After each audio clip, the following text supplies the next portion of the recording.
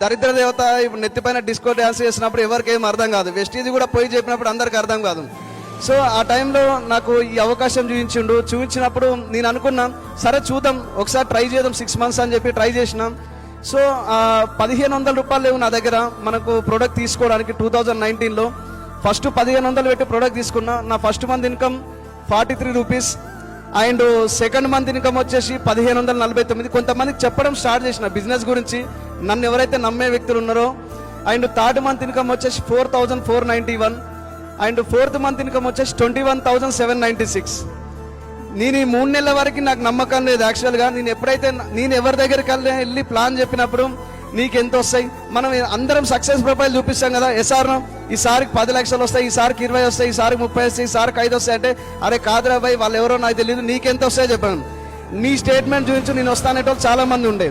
ఎప్పుడైతే 21,796 చూసిండో అప్పటి నుంచి నాకు ఫెయిత్ లెవెల్ అనేది అక్కడి నుంచి వెనక్కి తిరిగి చూసుకోలేదు. అక్కడి నుంచి 29,915, అక్కడి నుంచి 37,681 ఇట్లా పెరుగుతూ వచ్చిందండి. సుమారుగా ఈ డిసిడిలో నా హైయెస్ట్ ఇన్కమ్ 5,34,519 రూపాయలు ఈ బిజినెస్ ద్వారా. So every month 5 lakhs plus income. And ఇక్కడ మీ అందరికి ఒక చిన్న సజెషన్ ఏంటంటే ఈ